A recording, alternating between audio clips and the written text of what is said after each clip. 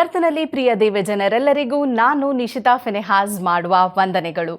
ಯೇಸುವಿನ ಶ್ರಮೆ ಮತ್ತು ಶಿಲುಬೆಯ ಮರಣವನ್ನು ಧ್ಯಾನಿಸುತ್ತಿರುವಂತಹ ನಾವು ಈ ಸಮಯದಲ್ಲಿ ಸಂದೇಶಕ್ಕಾಗಿ ನನಗೆ ದೇವರು ದಯಪಾಲಿಸಿದ ವಾಕ್ಯ ಮಾರ್ಕನು ಬರೆದ ಸುವಾರ್ತೆ 14ನೇ ಅಧ್ಯಾಯ 46ರಿಂದ 50ನೇ ವಚನಗಳನ್ನು ಧ್ಯಾನಿಸಲಿದ್ದೇವೆ. ಹೌದು, ಇಲ್ಲಿ ನಾವು ಯೇಸುವಿನ ಬಂಧನದ ಬಗ್ಗೆ ಧ್ಯಾನ ಮಾಡಲಿಕ್ಕಿದ್ದೇವೆ. ಅದಕ್ಕೂ ಮುನ್ನ ನಾವು ಶಿರಬಾಗಿ ಪ್ರಾರ್ಥಿಸುವವರಾಗಿರುವ ನಮ್ಮನ್ನು ಬಹಳವಾಗಿ ಪ್ರೀತಿ ಮಾಡುವಂತಹ ತಂದೆಯಾದ ದೇವರೇ, ನಮ್ಮ ಮೇಲೆ ಅಪಾರವಾದ ಪ್ರೀತಿಯನ್ನಿಟ್ಟು ನಿನ್ನ ಒಬ್ಬನೇ ಮಗನನ್ನು ನಮಗೋಸ್ಕರ ನೀನು ಈ ಲೋಕಕ್ಕೆ ಕಳುಹಿಸಿಕೊಟ್ಟೆ. ಹೌದು ಸ್ವಾಮಿ, ಕಳುಹಿಸಿಕೊಟ್ಟದ್ದು ಮಾತ್ರವಲ್ಲದೆ ಆತನು ನಡೆದ ಮಾರ್ಗದಲ್ಲೆಲ್ಲ ಸ್ವಾಮಿ, ಹೌದು, ನಿನಗೆ ಮೆಚ್ಚುಗೆ ಆಗುವ ಜೀವಿತವನ್ನು ಹೇಗೆ ನಡೆಸಬಹುದು, ಅದೇ ರೀತಿಯಲ್ಲಿ ಯಾವ ರೀತಿಯಲ್ಲಿ ಯಾವುದೇ ಪಾಪಗಳಿಲ್ಲದೆ ಜೀವಿತವನ್ನು ನಡೆಸಬಹುದು ಎಂಬುದಾಗಿ ಆತನು ಮಾದರಿಯಾಗಿ ತೋರಿಸಲ್ಪಟ್ಟನು. ಹೌದು ಸ್ವಾಮಿ, ಅದೇ ರೀತಿಯಲ್ಲಿ ನಮ್ಮ ಪಾಪಗಳಿಗೋಸ್ಕರ ಆತನು ಶಿಲುಬೆಯ ಮರಣವನ್ನು ಅನುಭವಿಸಿದನು ಎಂಬುದಾಗಿ ನೋಡ್ತೇವೆ. ಹೌದು ಸ್ವಾಮಿ, ಅದನ್ನೇ ನಾವು ಈ ಸಮಯದಲ್ಲಿ ಧ್ಯಾನ ಮಾಡಲಿಕ್ಕಿರುವಾಗ ಸ್ವಾಮಿ ನೀನು ನಮ್ಮೊಂದಿಗೆ ಮಾತನಾಡು ಎಂಬುದಾಗಿ ನಿನ್ನಲ್ಲಿ ಬೇಡಿಕೊಳ್ಳುತ್ತೇವಪ್ಪ. ಹೌದು ಸ್ವಾಮಿ, ಆತನ ಬಂಧನದ ಮೂಲಕ ಹೌದು ಸ್ವಾಮಿ ನಾವು ಕಲೀಲಿಕ್ಕಿರುವಂತಹ ಪಾಠಗಳೇನು ಅದನ್ನು ನಮಗೆ ತಿಳಿಯಪಡಿಸು. ಹೌದು ಸ್ವಾಮಿ, ಇದು ನನ್ನ ಮಾತಾಗಿರದೆ ನಿನ್ನ ಮಕ್ಕಳಿಗೆ ನೀನು ತಲುಪಿಸಬೇಕಾದಂತಹ ಮಾತುಗಳಾಗಿರುವಂತಹ ಕೃಪೆಯನ್ನು ದಯಪಾಲಿಸಿಕೊಡು. ಯೇಸುವಿನ ಮುದಾದ ನಾಮದಲ್ಲಿ ಬೇಡಿ ಹೊಂದಿದ್ದೇವೆ ತಂದೆಯೇ, ಆಮೇನ್. ನಾವು ಈ ದಿನ ಧ್ಯಾನ ಮಾಡಲಿಕ್ಕಿರುವಂತಹ ವಾಕ್ಯ ಮಾರ್ಕನು ಬರೆದ ಸುವಾರ್ತೆ 14ನೇ ಅಧ್ಯಾಯ 46ರಿಂದ 50ನೇ ವಚನಗಳಲ್ಲಿ ಬರೆಯಲ್ಪಟ್ಟಿದೆ. ಹೌದು, ಮಾರ್ಕನು ಬರೆದ ಸುವಾರ್ತೆ 14ನೇ ಅಧ್ಯಾಯ 46ರಿಂದ 50ನೇ ವಚನಗಳು. ಅಲ್ಲಿ ನಾವು ನೋಡುವಾಗ ಯೇಸುವಿನ 12 ಮಂದಿ ಶಿಷ್ಯರಲ್ಲಿ ಒಬ್ಬನಾದ ಯೂದನು ಯೇಸುವಿನ ಬಳಿಗೆ ಹೋದನು ಎಂಬುದಾಗಿ ನೋಡ್ತೇವೆ. ಹೋಗಿ ಆತನು ಇಲ್ಲಿ ಹೇಳ್ತಾ ಇದ್ದಾನೆ, ಗುರುವೇ ಎಂದು ಹೇಳಿ ಆತನಿಗೆ ಮುತ್ತಿಡಲು ಅವರು ಆತನ ಮೇಲೆ ಕೈ ಹಾಕಿ ಆತನನ್ನು ಹಿಡಿದರು. ಆದರೆ ಹತ್ತಿರ ನಿಂತಿದ್ದವರಲ್ಲಿ ಒಬ್ಬನು ತನ್ನ ಕತ್ತಿಯನ್ನು ಹಿರಿದು ಮಹಾಯಾಜಕನ ಆಳನ್ನು ಹೊಡೆದು ಅವನ ಕಿವಿಯನ್ನು ಕಡಿದು ಹಾಕಿದನು. ಅವರು ಯೇಸುವನ್ನು ಹಿಡಿದಾಗ ಆತನು ಅವರಿಗೆ, ಕಳ್ಳನನ್ನು ಹಿಡಿಯುವುದಕ್ಕೆ ಬಂದಂತೆ ಕತ್ತಿಗಳನ್ನು ದೊಣ್ಣೆಗಳನ್ನು ತೆಗೆದುಕೊಂಡು ನನ್ನನ್ನು ಹಿಡಿಯುವುದಕ್ಕೆ ಬಂದಿರಾ? ನಾನು ದಿನಾಲೂ ನಿಮ್ಮ ಸಂಗಡ ಇದ್ದು ದೇವಾಲಯದಲ್ಲಿ ಬೋಧಿಸುತ್ತಿದ್ದಾಗ ನೀವು ನನ್ನನ್ನು ಹಿಡಿಯಲಿಲ್ಲ. ಆದರೆ ಶಾಸ್ತ್ರ ವಚನಗಳು ನೆರವೇರುವಂತೆ ಇದೆಲ್ಲ ಆಯಿತು ಎಂದು ಉತ್ತರ ಕೊಟ್ಟನು. ಆಗ ಶಿಷ್ಯರೆಲ್ಲರೂ ಆತನನ್ನು ಬಿಟ್ಟು ಓಡಿ ಹೋದರು ಎಂಬುದಾಗಿ ನೋಡುತ್ತೇವೆ. ಹೌದು, ಇಲ್ಲಿ ಈ ವಚನಗಳಲ್ಲಿ ಬರೆಯಲ್ಪಟ್ಟದ್ದನ್ನು ನಾವು ಗಮನಿಸುವುದಾದರೆ ಈ ವಚನಗಳಲ್ಲಿ ನಮಗೆ 5 ಕೀ ಪಾಯಿಂಟ್ಸ್ಗಳು ಅಥವಾ 5 ಮುಖ್ಯ ಅಂಶಗಳು ದೊರೆಯುವಂಥದ್ದಾಗಿದೆ. ಮೊದಲನೆಯ ಅಂಶ, ಪ್ರೀತಿಯಿಂದ ಮುದ್ದಿಡಬೇಕಾಗಿದ್ದಂತಹ ಯೇಸುವಿಗೆ ಶಿಷ್ಯನೊಬ್ಬನು ಮುದ್ದಿಡುವ ಮೂಲಕ ಮೋಸ ಮಾಡಿದ್ದನ್ನು ನೋಡುತ್ತೇವೆ. ಇದು ಮೊದಲನೆಯ ಅಂಶ. ಅದೇ ರೀತಿಯಲ್ಲಿ ಎರಡನೆಯ ಅಂಶ, ಪ್ರೀತಿ, ಕರುಣೆ, ಕ್ಷಮೆಯ ಮೂಲನಾದ ಯೇಸುವಿನ ಒಬ್ಬ ಶಿಷ್ಯನಿಂದ ಹಿಂಸೆಯ ಪ್ರತಿಕ್ರಿಯೆ. ಮೂರನೆಯ ಅಂಶ, ಸಂಪೂರ್ಣ ಒಪ್ಪಿಸಲ್ಪಡುವಿಕೆ. ನಾಲ್ಕನೆಯ ಅಂಶ, ಶಾಸ್ತ್ರದ ಮಾತಿನ ನೆರವೇರಿಕೆ. ಐದನೆಯ ಅಂಶ, ಶಿಷ್ಯರ ಸೋಲು ಎಂಬುದಾಗಿ ನೋಡ್ತೇವೆ. ಹೌದು, ಈ 5 ಅಂಶಗಳನ್ನು ನಾವು ಒಟ್ಟಾಗಿ ಈ ಸಮಯದಲ್ಲಿ ಧ್ಯಾನ ಮಾಡುವವರಾಗಿರುವ ನಾನು ಮೊದಲೇ ತಿಳಿಸಿದಂತೆ ಮೊದಲನೇ ಅಂಶ, ಮುದ್ದಿಡುವ ಮೂಲಕ ಮೋಸ. ಈ ಇಸ್ಕರಿಯೂತ ಯೂದನ ಬಗ್ಗೆ ನಾವು ಇಲ್ಲಿ ನೋಡ್ತಾ ಇದ್ದೇವೆ. ಆ ಶಿಷ್ಯನಾದ ಇಸ್ಕರಿಯೂತ ಯೂದನು ಯೇಸುವಿನ ಬಳಿಗೆ ಬಂದು ಆತನಿಗೆ ಮುದ್ದಿಟ್ಟನು. ಈತನು ಶಿಷ್ಯನಾಗಿ, ಅಂದರೆ ಯೂದನು ಶಿಷ್ಯನಾಗಿ ಸುಮಾರು ಕಳೆದ 3 ವರ್ಷದಿಂದ ಯೇಸುವಿನ ಜೊತೆಗೆ ಇದ್ದವನು ಆಗಿದ್ದನು, ಯೇಸುವನ್ನು ಹಿಂಬಾಲಿಸುವವನು ಆಗಿದ್ದನು ಎಂಬುದಾಗಿ ನೋಡುತ್ತೇವೆ. ಆ ಗುಂಪಿನಲ್ಲಿ ಹಣದ ಗಂಟಿನ ಚೀಲ, ರೂವಾರಿ ಇವನಿಗೆ ಕೊಡಲಾಗಿತ್ತು. ಹಾಗಾದರೆ ಹಣವಿರುವುದು ತಪ್ಪೋ? ಹಣವಿರುವುದು ತಪ್ಪಲ್ಲ, ಅದರ ರೂವಾರಿ ವಹಿಸಿಕೊಳ್ಳುವುದು ತಪ್ಪಲ್ಲ. ಆದರೆ ಹಣವೇ ಎಲ್ಲ, ಬೇರೆ ಏನೂ ಅಲ್ಲ ಎಂಬಂತಹ ಮನಸ್ಥಿತಿ ಬಂದಾಗ ನಾವು ತೊಂದರೆಗೆ ಒಳಗಾಗುತ್ತೇವೆ. ಸತ್ಯವೇದದಲ್ಲಿ ಮುದ್ದಿಡುವ ಬಗ್ಗೆ ನಾವು ನೋಡುವುದಾದರೆ ಸತ್ಯವೇದದಲ್ಲಿ ಒಬ್ಬ ಸ್ತ್ರೀಯೂ ಕೂಡ ಯೇಸುವಿನ ಪಾದಕ್ಕೆ ಮುದ್ದಿಟ್ಟಳು ಎಂಬುದಾಗಿ ನೋಡುತ್ತೇವೆ. ಇಲ್ಲಿ ಯೂದನು ಮುದ್ದಿಡುವ ಮೂಲಕ ಮೋಸವನ್ನು ಮಾಡಿದರೆ, ಈ ಸ್ತ್ರೀಗೆ ಯೇಸು ತನ್ನ ಜೀವಿತದಲ್ಲಿ ಮಾಡಿದ ಅದ್ಭುತದ ಮನವರಿಕೆ ಇತ್ತು ಎಂಬುದಾಗಿ ನಾವು ನೋಡ್ತೇವೆ. ಆತನು ಯಾವ ಅದ್ಭುತವನ್ನು ತನ್ನ ಜೀವಿತದಲ್ಲಿ ಮಾಡಿದ್ದಾನೆ ಅದನ್ನು ಆಕೆ ಅರಿತುಕೊಂಡಿದ್ದಳು. ಆಕೆಗೆ ಬರಬೇಕಾದಂತಹ ಶಿಕ್ಷೆ ಏನಾಗಿತ್ತು ಎಂಬುದಾಗಿ ಆಕೆ ಅರಿತಿದ್ದಳು. ಏಸು ಕ್ಷಮಿಸಿದ ತನ್ನ ಪಾಪದ ಭಾರ ಎಷ್ಟಿತ್ತು ಅದನ್ನು ಅರಿತವಳಾಗಿದ್ದಳು.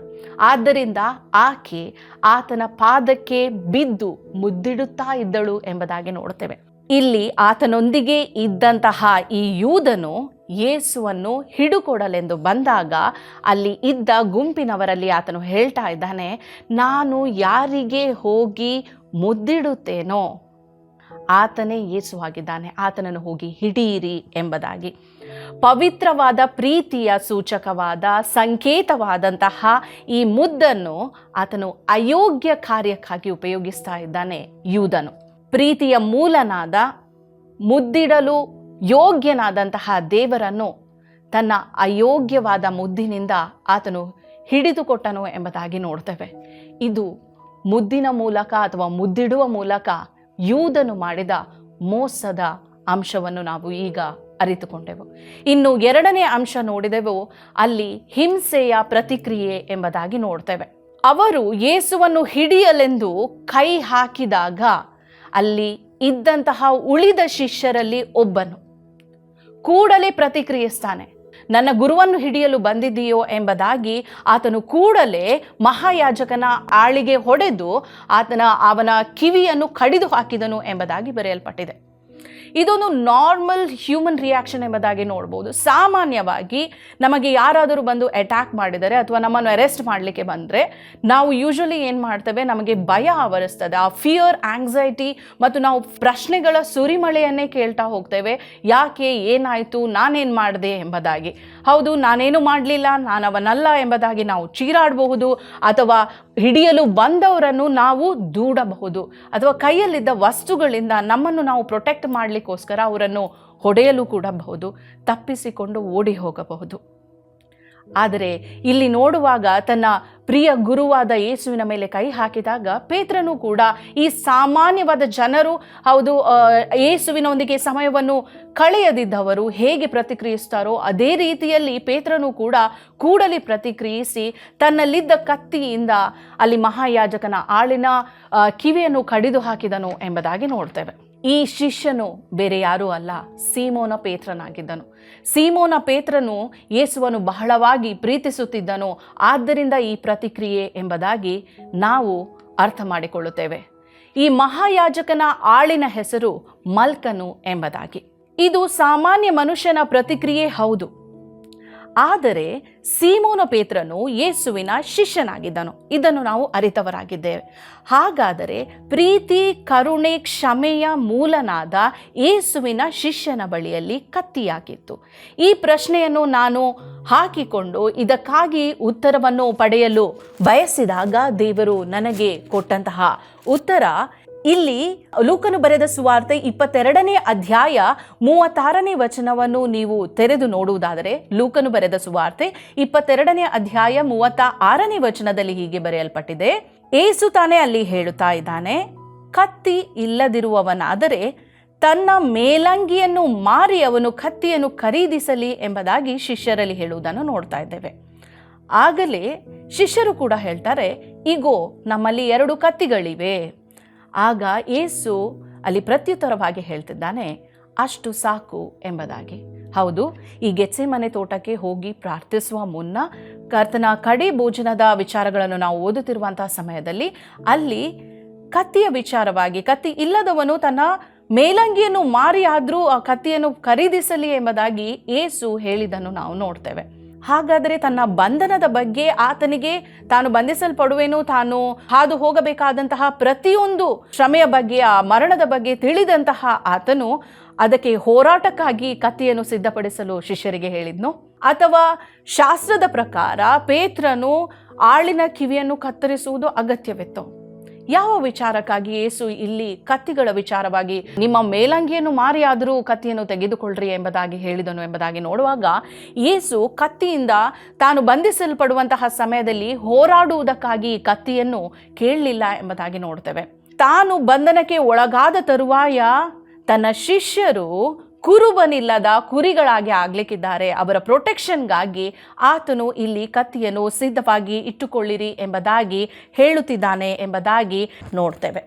ಆದ್ದರಿಂದಲೇ ಇದಕ್ಕೆ ಸರಿಯಾದ ಪೂರಕವಾದಂತಹ ವಚನವನ್ನು ನಾವು ನೋಡಬೇಕಾದ್ರೆ, ಪೇತ್ರನು ಆ ಆಳಿನ ಕಿವಿಯನ್ನು ಕತ್ತರಿಸಿದ ಕೂಡಲೇ ಆತನು ಪೇತ್ರನಲ್ಲಿ ಹೇಳ್ತಾನೆ, ನೀನು ಹೀಗೆ ಮಾಡಬಾರ್ದಿತ್ತು, ಕತ್ತಿ ಎತ್ತಬಾರ್ದಿತ್ತು ಎಂಬುದಾಗಿ ಆತನಿಗೆ ಬೋಧಿಸುವ ಮೂಲಕ, ಅದರಿಂದ ಏನಾಗ್ತದೆ ಎಂಬುದಾಗಿ ಬೋಧಿಸುವ ಮೂಲಕ ಆತನು ಆ ಆಳಿನ ಕಿವಿಯನ್ನು ಮುಟ್ಟಿ ಅವನನ್ನು ಸ್ವಸ್ಥಪಡಿಸಿದನು ಎಂಬುದಾಗಿ ನೋಡ್ತೇವೆ. ಇದರಿಂದ ನಮಗೆ ಸ್ಪಷ್ಟವಾಗಿ ತಿಳಿದು ಬರುತ್ತದೆ, ಆ ಕತ್ತಿಯ ವಿಚಾರವಾಗಿ ಆತನು ಮೊದಲು ಏನು ಹೇಳಿದ್ದನು, ಅದು ತನ್ನ ಬಂಧನದ ಸಮಯದಲ್ಲಿ ಹೋರಾಡುವುದಕ್ಕಾಗಲಿ ಇನ್ನೊಬ್ಬರ ಮೇಲೆ ಅಟ್ಯಾಕ್ ಮಾಡುವುದಕ್ಕಾಗಲಿ ಆತನು ಆ ಕತ್ತಿಯನ್ನು ಹಿಡಿದುಕೊಳ್ಳುವುದಕ್ಕಾಗಿ ಹೇಳಲಿಲ್ಲ ಎಂಬುದಾಗಿ ನಮಗೆ ಸ್ಪಷ್ಟತೆ ದೊರಕುವಂಥದ್ದಾಗಿದೆ. ಅಂತೂ ನಮ್ಮ ದೇವರು ನಾವು ಹಿಂಸೆಗೆ ಹೋಗಬೇಕು ಅಥವಾ ಇನ್ನೊಬ್ಬರನ್ನು ಹಿಂಸಿಸಬೇಕು, ನೋಯಿಸಬೇಕು, ಕಡಿದು ಹಾಕಬೇಕು ಎಂಬುದಾಗಿ ಬಯಸುವಂತಹ ದೇವರು ಅಲ್ಲ.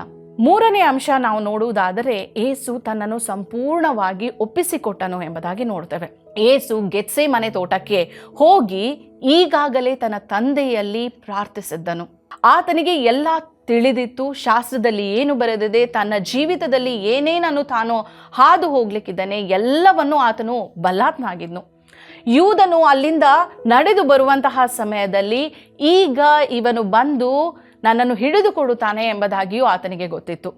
ಯೂದನ ಸಂಗಡ ನಡೆದು ಬರುತ್ತಿರುವಂತಹ ಆ ಗುಂಪು ತನ್ನನ್ನು ಹಿಡಿಯಲಿಕ್ಕಿದೆ ಎಂಬಂತಹ ಅರಿವು ಕೂಡ ಆತನಿಗೆ ಇತ್ತು. ಆದರೂ ಕೂಡ ಆತನು ಸುಮ್ಮನೆ ನಿಂತನು, ಆತನು ಓಡಲಿಲ್ಲ ಅಥವಾ ಯಾವುದೇ ರೀತಿಯಾದಂತಹ ಪ್ರತಿಕ್ರಿಯೆಯನ್ನು ಅಲ್ಲಿ ನೀಡಲಿಲ್ಲ ಎಂಬುದಾಗಿ ನೋಡ್ತೇವೆ. ಅಥವಾ ತನ್ನ ಶಿಷ್ಯರಲ್ಲಿ ಅವರು ಬರುತ್ತಿದ್ದಾರೆ, ಹೋರಾಟಕ್ಕೆ ಸಿದ್ಧವಾಗಿರಿ ಎಂಬುದಾಗಿಯೂ ಹೇಳಲಿಲ್ಲ. ಆತನು ಮೌನವಾಗಿದ್ದು ಒಪ್ಪಿಸಿಕೊಟ್ಟನು ಎಂಬುದಾಗಿ ವಾಕ್ಯದಲ್ಲಿ ಬರೆದಿರುವುದನ್ನು ನಾವು ನೋಡ್ತೇವೆ. ಅವರು ಹಿಡಿದಾಗಲೂ ಕೂಡ ಸಮಾಧಾನದಿಂದ ಆತನು ಒಪ್ಪಿಸಿಕೊಟ್ಟನು. ಅಲ್ಲಿ ಸಮಾಧಾನದಿಂದ ಒಂದು ಪ್ರಶ್ನೆಯನ್ನು ಕೂಡ ಕೇಳ್ತಾನೆ, ನಾನು ಬೋಧಿಸುತ್ತಿದ್ದಾಗ, ನಾನು ನಿಮ್ಮ ಆಲಯಗಳಲ್ಲಿ ಬೋಧಿಸುತ್ತಿದ್ದಾಗ ನಾನು ಅಲ್ಲೇ ಇದ್ದೇನಲ್ಲ, ನೀವು ಆ ಸಮಯದಲ್ಲಿ ನನ್ನನ್ನು ಹಿಡಿಯಲಿಲ್ಲ, ಈಗ ನನ್ನನ್ನು ಹಿಡಿಯುವುದಕ್ಕಾಗಿ ನೀವು ಕತ್ತಿಗಳನ್ನು ದೊಣ್ಣೆಗಳನ್ನು ಹಿಡಿದುಕೊಂಡು ಬಂದಿದ್ದೀರಿ, ಹೌದು ಕಳ್ಳನನ್ನು ಹಿಡಿಯುವುದಕ್ಕೆ ಬಂದಂತೆ ನೀವು ಬಂದಿದ್ದೀರಿ ಎಂಬುದಾಗಿ ಪ್ರಶ್ನಿಸಿದನೇ ಹೊರತು ಅದು ಕೂಡ ಸಮಾಧಾನದಿಂದ ಆತನು ಪ್ರಶ್ನಿಸಿದ್ದನ್ನು ಇಲ್ಲಿ ನೋಡ್ತೇವೆ. ಆತನು ಬೇರೆ ಯಾವುದೇ ಪ್ರತಿಕ್ರಿಯೆಯನ್ನು, ನಾವು ಮನುಷ್ಯರಾಗಿ ನೀಡುವಂತಹ ಯಾವುದೇ ಪ್ರತಿಕ್ರಿಯೆಯನ್ನು ಆತನು ನೀಡಲಿಲ್ಲ. ಯಾಕಂದರೆ ಆತನು ಪ್ರಾರ್ಥನೆಯ ಮೂಲಕ ಮೊದಲೇ ಸಿದ್ಧವಾಗಿದ್ದನು. ಪ್ರಾರ್ಥನೆಯ ಮೂಲಕ ಒಪ್ಪಿಸಿಕೊಡುವಿಕೆಯ ಮನಸ್ಸು ಸಂಪೂರ್ಣವಾಗಿ ಆತನಲ್ಲಿ ಸಿದ್ಧವಾಗಿತ್ತು ಎಂಬುದಾಗಿ ನೋಡ್ತೇವೆ. ಹೀಗೆ ಶಿಷ್ಯರು ಕೂಡ ತನಗಾಗಿ ನಿಲ್ಲಬೇಕು, ಅವರು ಹೀಗೆ ಭಯಪಡಬಾರದು ಅಥವಾ ಈ ಹಿಂಸೆಯ ಪ್ರತಿಕ್ರಿಯೆಯನ್ನು ಅವರು ಮಾಡಬಾರ್ದು, ಓಡಿ ಹೋಗಬಾರ್ದು ಎಂಬುದಾಗಿ ಇರುವುದಕ್ಕಾಗಿಯೇ ಆತನು ಅವರಲ್ಲಿ ಹೇಳ್ತಾ ಇದ್ನು, ನೀವು ಎಚ್ಚರವಾಗಿದ್ದು ಪ್ರಾರ್ಥನೆ ಮಾಡುತ್ತೀರಿ ಎಂಬುದಾಗಿ. ಈ ಸಮಯ ಬರುವುದನ್ನು ಆತನು ಅರಿತವನಾಗಿದ್ದರಿಂದ ಆತನು ಹೇಳ್ತಾ ಇದ್ನು, ನೀವು ಧೈರ್ಯವಾಗಿರಬೇಕಾಗಿದೆ, ನೀವು ಎಚ್ಚರವಾಗಿದ್ದು ಪ್ರಾರ್ಥನೆ ಮಾಡುತ್ತೀರಿ ಎಂಬುದಾಗಿ. ಆದರೆ ನಾವು ನೋಡ್ತೇವೆ ಅವರು ಅದರಲ್ಲಿ ವಿಫಲರಾದರು, ಅವರು ಮಲಗಿದರು ಎಂಬುದಾಗಿ ನೋಡ್ತೇವೆ, ನಿದ್ರೆಗೆ ಜಾರಿದರು ಎಂಬುದಾಗಿ ನಾವು ನೋಡ್ತೇವೆ. ಇದರಿಂದ ಅವರಿಗೆ ಆವರಿಸಿದ್ದು ಭಯ, ಹಿಂಸೆ, ಓಡಿ ಹೋಗುವ ಸಂದರ್ಭಕ್ಕೂ ಕೂಡ ಅವರು ಒಳಗಾದರು ಎಂಬುದಾಗಿ ನೋಡುತ್ತೇವೆ. ಆದರೆ ನಮ್ಮ ಯೇಸು ಪ್ರಾರ್ಥನೆಯಲ್ಲಿ ತನ್ನ ಮನಸ್ಸನ್ನು ಸಂಪೂರ್ಣವಾಗಿ ಸಿದ್ಧಪಡಿಸಿಕೊಂಡಂತಹ, ದೇವರಿಂದ ಬಲಪಡಿಸಿಕೊಂಡವನಾಗಿ ಅಲ್ಲಿ ಆತನು ತನ್ನನ್ನು ಒಪ್ಪಿಸಿಕೊಡುವುದಕ್ಕಾಗಿ ಸಂಪೂರ್ಣವಾಗಿ ಸಿದ್ಧನಾಗಿದ್ದರಿಂದ ಸಮಾಧಾನದಿಂದ ಅವರು ಬಂದು ಮುದ್ದಿಟ್ಟಾಗಲು, ಯೂದನು ಬಂದು ಮುದ್ದಿಟ್ಟಾಗಲು, ಅದೇ ರೀತಿಯಲ್ಲಿ ಗುಂಪು ಬಂದು ಅವನನ್ನು ತನ್ನನ್ನು ಹಿಡಿದಾಗಲು ಆತನು ಯಾವುದೇ ರೀತಿಯಲ್ಲಿ ಪ್ರತಿಕ್ರಿಯಿಸದೆ ಮೌನವಾಗಿ ಸಮಾಧಾನದಿಂದ ತನ್ನನ್ನು ಒಪ್ಪಿಸಿಕೊಟ್ಟದನ್ನು ನೋಡುತ್ತೇವೆ. ಇದು ಪ್ರಾರ್ಥನೆಯ ಬಲದಿಂದ ಮಾತ್ರ ಸಾಧ್ಯ. ಇನ್ನು ಆ ಹಿಡಿದುಕೊಟ್ಟ ತರುವಾಯ ಆತನು ವಾಕ್ಯ ಭಾಗದಲ್ಲಿ ನಾವು ನೋಡುವಾಗ ಮುಂದುವರಿಸಿ ಆತನು ಹೇಳ್ತಾನೆ, ಶಾಸ್ತ್ರದ ಮಾತು ನೆರವೇರುವಂತೆ ಇದು ಆಯಿತು ಎಂಬುದಾಗಿ. ಹೌದು, ಇಲ್ಲಿ ಶಾಸ್ತ್ರದ ನೆರವೇರಿಕೆ ಎಂಬುದಾಗಿ ನೋಡುವಾಗ ಏಷಾಯನ ಪ್ರವಾದನೆಯ ಗ್ರಂಥ 53ನೇ ಅಧ್ಯಾಯ 7ನೇ ವಚನದಲ್ಲಿ ಇದರ ಬಗ್ಗೆ ಬರೆಯಲ್ಪಟ್ಟಿದೆ. ಏಷಾಯ 53 7ನೇ ವಚನದಲ್ಲಿ ಇಲ್ಲಿ ಹೀಗೆ ಬರೆಯಲ್ಪಟ್ಟಿದೆ, ಅವನು ಬಾಧೆಗೆ ಒಳಗಾಗಿ ತನ್ನನ್ನು ತಗ್ಗಿಸಿಕೊಂಡನು, ಬಾಯಿ ತೆರೆಯಲಿಲ್ಲ.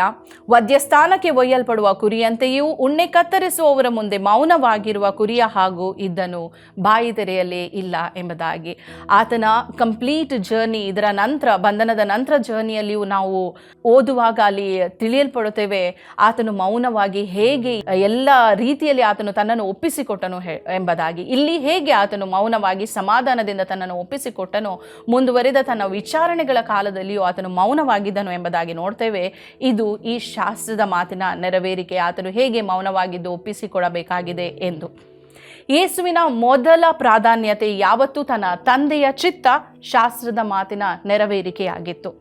ಆತನ ಬಗ್ಗೆ ಬರೆಯಲ್ಪಟ್ಟದ್ದೆಲ್ಲವೂ ನೆರವೇರಿದೆ, ನೆರವೇರುತ್ತಲೇ ಇದೆ ಎಂಬುದಾಗಿ ನೋಡ್ತೇವೆ.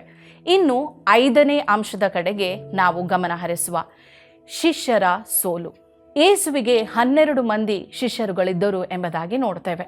ಇಲ್ಲಿ ಯೂದನ ಬಗ್ಗೆ ನಾವು ಈಗಾಗಲೇ ನಾವು ತಿಳಿದುಕೊಂಡಿದ್ದೇವೆ. ಯೂದನು ಹೇಗೆ ಹಣದ ಆಸೆಗೆ ಒಳಗಾಗಿ ಆತನು ಬಂದು ತನ್ನ ಗುರುವನ್ನೇ ಹಿಡಿದುಕೊಟ್ಟನು ಎಂಬುದಾಗಿ ನೋಡುತ್ತೇವೆ. ಮುದ್ದಿಡುವ ಮೂಲಕ ಅವನು ಹಿಡಿದುಕೊಟ್ಟನು. ಹೀಗೆ ಒಂದು ಶಿಷ್ಯನ ಸೋಲನ್ನು ನಾವು ಕಂಡುಕೊಂಡೆವು.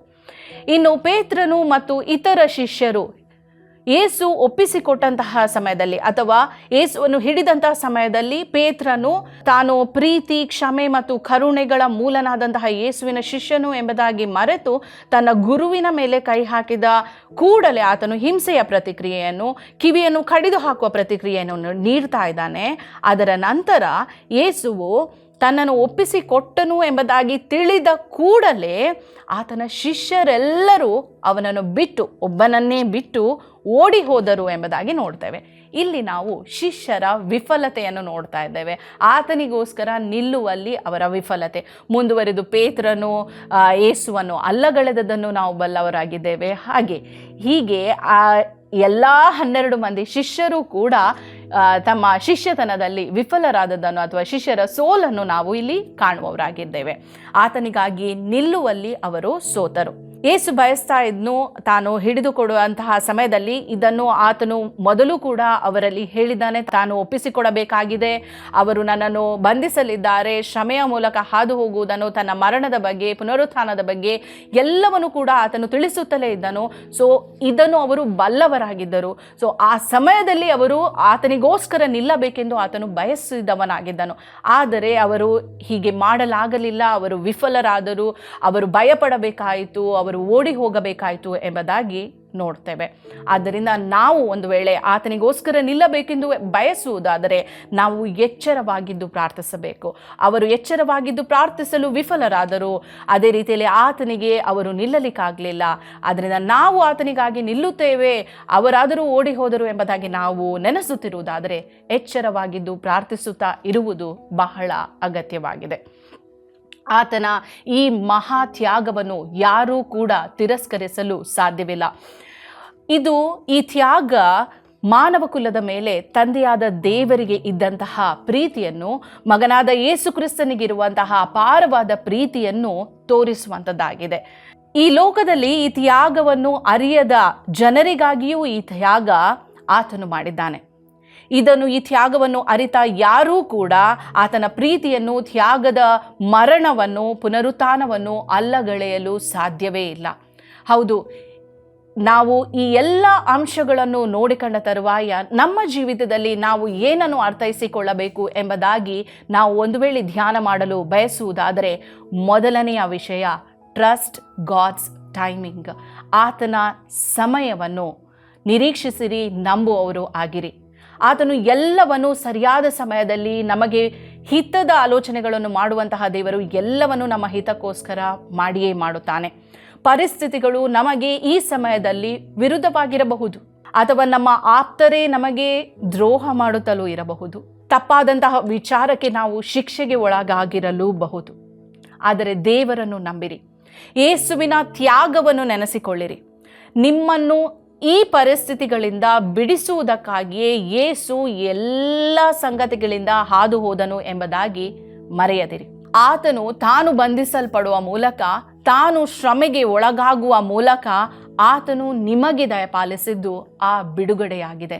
ಸೊ ಆ ಬಿಡುಗಡೆಯನ್ನು ನಾವು ಸ್ವೀಕರಿಸುವವರಾಗಿರುವ, ಕ್ಲುಪ್ತ ಕಾಲದಲ್ಲಿ ಬಹು ಬೇಗನೆ ಎಲ್ಲವೂ ಕೂಡ ನಮ್ಮ ಹಿತಕ್ಕಾಗಿ ನಡೆಯಲಿದೆ.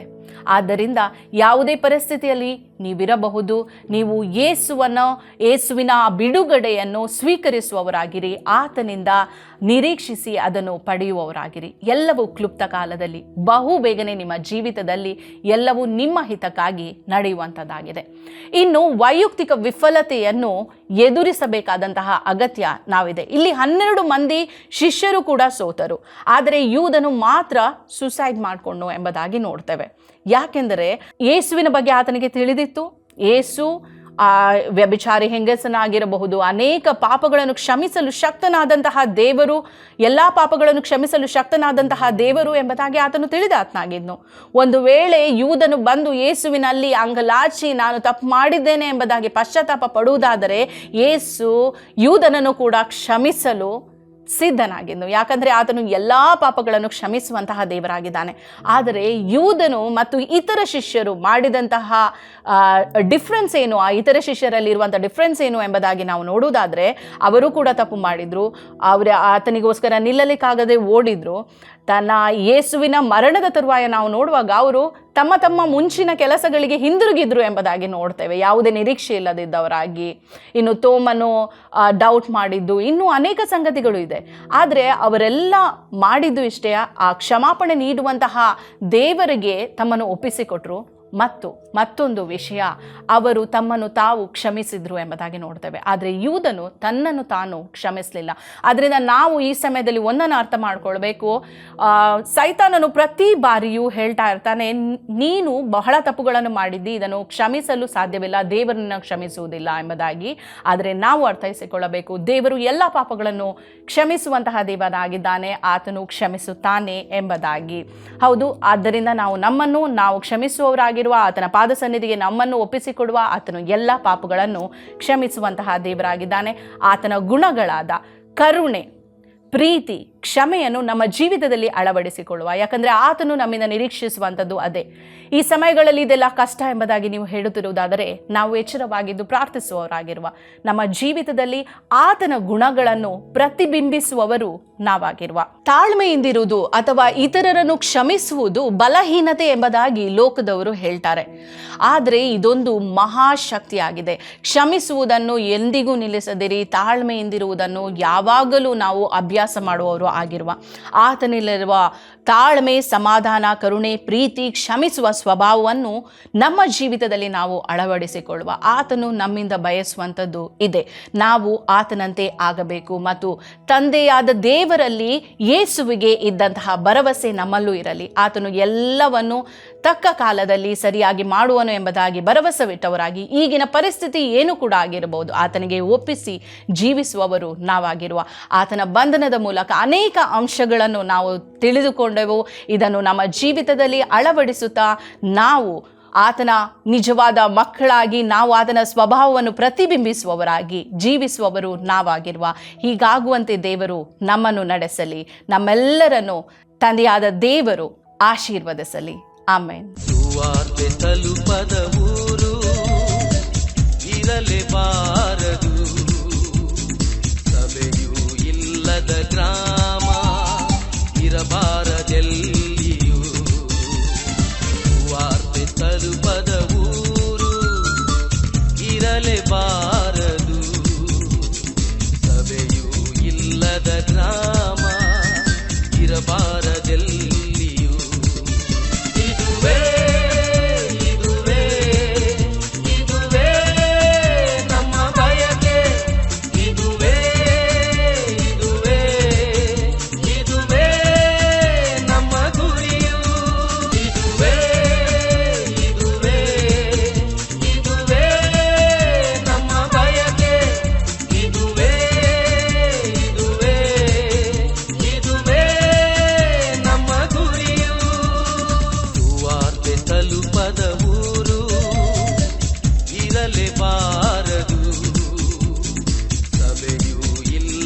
ಗ್ರಾಮ ಇರಬಾರದೆಲ್ಲಿಯೂ. ವಾರ್ತೆ ತಲುಪದ ಊರು ಇರಲೇಬಾರದು.